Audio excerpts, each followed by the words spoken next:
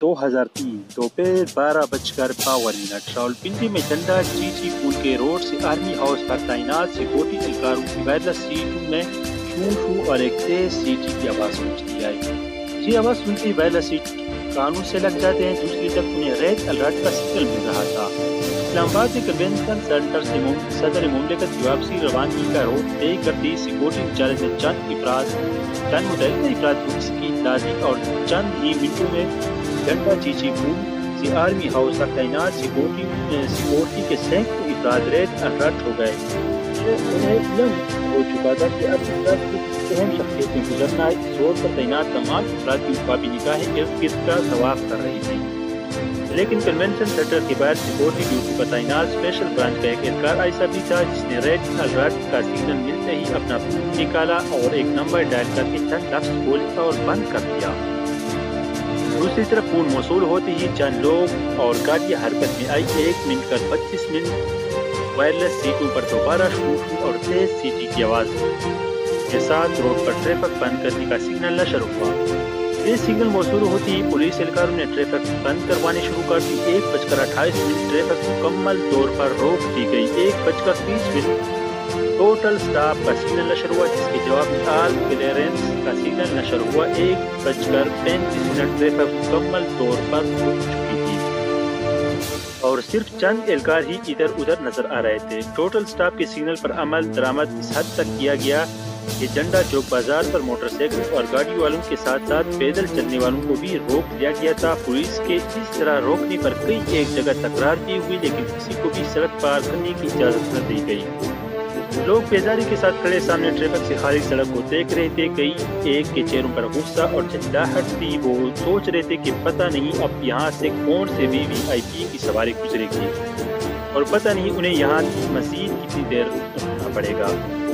एक आम सा मंजर था, लेकिन दूसरी तरफ झंडा चीची पुल से 200 मीटर थाना सिविल लाइन के सामने मौजूद पेट्रोल पंप पर कुछ और ही मंजर था।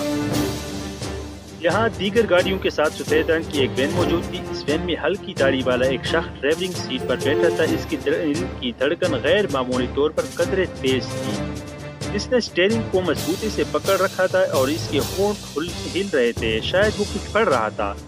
पुलिस एहलकार ने किसी आला शख्सियत का कन्वाय गुजरने के बाद सड़क के दोनों तरफ बैरियर लगाकर हर किस्म की ट्रैफिक और नकल हरकत रोक रखी थी और सबकी नजरें सड़क पर थी। इससे किसी की भी इस गाड़ी की तरफ तवज्जो नहीं थी। पेट्रोल पंप पर मौजूद लोगों की वहम गुमान में भी नहीं था कि इस सफेद वैन की ड्राइविंग सीट पर बैठा शख्स अगले लम्हात में क्या करने का इरादा रखता है। 1:39 तेज हूटर की आवाज़ गूंजती है और चकलाला एयरबेस की जानिब से आने वाला गाड़ियों का एक काफिला झंडा चीची पुल क्रॉस करने लगता है। उधर पेट्रोल पंप पर खड़ी सफेद वैन का इंजन भी स्टार्ट होता है। ड्राइवर ने गियर बदला और गाड़ी जरा सी आगे बढ़ाई। पेट्रोल पंप पर मौजूद चंद लोगों ने हैरत से सफेद वैन और ड्राइवर को देखा, जिसे ये भी नजर नहीं आ रहा था कि आगे बैरियर लगा हुआ है और पुलिस एहलकार किसी को भी आगे जाने की इजाजत नहीं दे रहे। लेकिन ड्राइवर के जहन में पता नहीं क्या था। सफेद वैन पहले आहिस्ता और फिर तेजी से बैरियर की तरफ बढ़ी। इस दौरान एक पुलिस एहलकार की नजर सफेद वैन पर पड़ी। इसने तेजी से दौड़कर इस चलबाज ड्राइवर को रोकने का इशारा किया और चिल्लाकर कुछ कहा। ड्राइवर ने भी जवाब में कुछ कहा। वैन के शीशे बंद होने की वजह से दोनों एक दूसरे की आवाज न सुन सके, लेकिन चेहरे और हाथ की तसरात एक दूसरे के जज्बात जरूर समझ गए। पुलिस एहलकार ने एक नजर हूटर बजाते सरकारी काफिले की तरफ देखा जो चौक क्रॉस कर रहा था, जबकि दूसरी नजर सफेद वैन पर डाली जो आगे बढ़ रही थी। पुलिस एहलकार ने फौरी तौर पर आगे आकर इस वैन को रोकने का फैसला किया। सफेद वैन इस वक्त तक बैरियर की रुकावट तोड़कर सड़क की तरफ आ रही थी। पुलिस एहलकार जितनी तेजी से सफेद वैन के सामने आया, ड्राइवर ने भी इसी तेजी से गाड़ी इसके ऊपर चढ़ा दी। एक चीख की आवाज बुलंद हुई, उनके छींटे इधर उधर गिरे। जिस्म सदन में ये वैन पुलिस कांस्टेबल को चलते हुए सड़क की दरमियानी हिस्सा में जाने वाली जनरल परवेज मुशर्रफ की गाड़ी से पिछली मर्सिडीज गाड़ी से टकरा गई। हमला आवर गाड़ी के परचखे उड़ गए और अगली जनाब में एक शदीद खौफनाक धमाके से इर्द गिर्द की फिजा लर्ज उठी। इस दौरान मुशर्रफ के मोटर गेट के साथ आर्मी कमांडोज की गाड़ियों से फायरिंग की गई जो खासी देर जारी रही। सरकारी काफिले में शामिल बच जाने वाली गाड़ियों तेजी से आगे बढ़ती चली गई। इस दौरान चंद सेकंड के बाद पेट्रोल पंप से कुछ دوسرے پمپ پر کھڑی ایک اور سوزوکی وین بھی حرکت میں آئی اور اسی طرح بیرنگ کو توڑتے ہوئے سرکاری قافلے کی آخری گاڑی سے ٹکرا گئی۔ چشم زدن میں ایک اور دھماکہ ہوا اور گاڑیاں کھلونوں کی طرح اچھل کر ایک دوسرے پر گری۔ دھماکہ ہوتے ہی گاڑیوں کے ٹکڑے چاروں طرف برسنے لگے۔ آتش و آہن کی برسات شروع ہو چکی تھی۔ پھٹنے والا بارود اپنا کام دکھا رہا تھا۔ دھماکے اتنے خوفناک تھے کہ پورا علاقہ لرز اٹھا تھا اور دھوئیں کے بادل ہر طرف چھا گئے تھے۔ زخمی اور ہلاک ہونے والوں کی پوری پکار سے قیامت کا سما تھا۔ سڑک کی طرف میں کھڑے لوگ جو پہلے ببوت بنے تماشا دیکھ رہے تھے، دھماکے کی بات خوف سے ادھر ادھر بھاگ رہے تھے۔ بعض عبرت ایسے بھی تھے جن کے اعضاء اڑ کر دور جا گرے تھے۔ 1 کلومیٹر کے علاقے میں ایک قیامت برپا تھی اور پورا علاقہ پتھروں جلی ہوئی اشیاء اور گاڑیوں کے ٹکڑے سے بھر گیا تھا۔ سرکاری قافلے کی باقی گاڑیاں تیز رفتاری سے علاقے سے نکل گئی۔ سرکاری قافلے کی ایک بلیک مرسیڈیز گاڑی میں صدر جنرل مشرف بھی تھے تو خود کش حملہ آوروں کو ہدف تھے۔ حملہ آوروں نے بارود سے بری وین بلیک مرسیڈیز سے ٹکرانے کی، لیکن خوش قسمتی سے انہوں نے خودکش حملہ کرنے والوں سوزوکی وین قافلے میں شامل دوسرے بلیک مرسیڈیز گاڑی سے ٹکرا گئی۔ یہ بلیک مرسیڈیز گاڑی بھی بالکل ویسی تھی جس میں جنرل پرویز مشرف بیٹھے تھے۔ وہ پہلے بلیک مرسیڈیز میں سوار تھے، دوسری اور تیسری بلیک مرسیڈیز دہشت گردوں کو دھوکہ دینے کے لیے تھی تاکہ انہیں یہ پتہ نہ چل سکے کہ وہ کون سی گاڑی میں سوار ہے۔ یہ صرف چند سیکنڈ کا فرق تھا۔ سوزوکی کی وین چند سیکنڈ پہلے حرکت میں آ جائے تو شاید سیدھی کسی گاڑی کو ہٹ کرتے جس میں جنرل مشرف تھے، لیکن یہی چند سیکنڈ میں بچا گیا۔ یہ صرف پلک جھپکنے کا وقفہ تھا۔ زندگی اگر انسانوں کے ہاتھوں میں ہوتی تو شاید جنرل مشرف نہ ہوتے، کیونکہ کش حملہ آوروں نے تو انہیں مارنے کی پوری کوشش کی تھی، لیکن انہیں پتہ نہیں تھا کہ زندگی اور موت کے فیصلے زمین پر نہیں ہوتے اور نہ زمین کا مشرف کے لیے بڑا مختلف تھا۔ تباہ ہونے والی گاڑیوں کی کچھ جنرل مشرف کی گاڑی ونڈو اسکرین کر کے جس سے کچھ نقصان ہوا۔ گاڑی میں بیٹھے جنرل مشرف کے لیے صورتحال نہ تھی، وہ SST کے کمانڈو رہ چکے تھے، اس سے دھماکوں اور دھماکے خیز مواد پھٹنے سے لگنے والے جھٹکوں کے بارے میں بخوبی جانتے تھے۔ گاڑی کو جھٹکے لگتے ہی وہ سمجھ گئے کہ یہ بم دھماکہ ہے اور ٹارگٹ انہیں ہی بنایا گیا ہے۔ اس موقع پر ان کی بلٹ پروف بلیک مرسیڈیز کے ڈرائیور نے عقل مندی سے کام لیا اور گاڑی تیزی سے آگے نکال لی۔ دھماکے کے بعد زخمی اور جان بحق ہونے والوں کے اعضاء سڑک پر بکھر گئے۔ اگلے چند منٹوں میں پورے علاقے کو فوج اور پولیس نے گھیرے میں لے لیا۔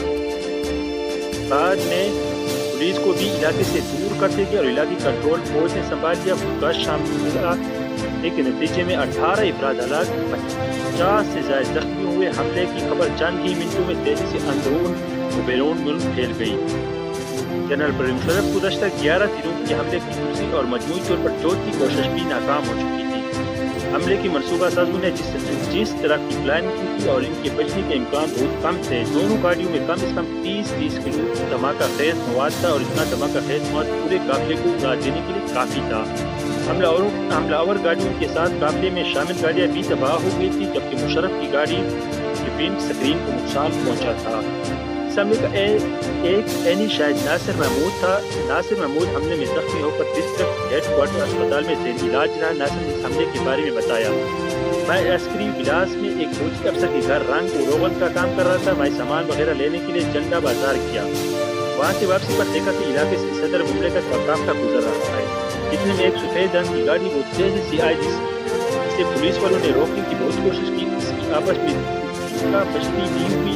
اسی اثنا میں زوردار دھماکہ ہو گیا۔ دھماکے کے بعد مجھے ہوش نہیں رہا۔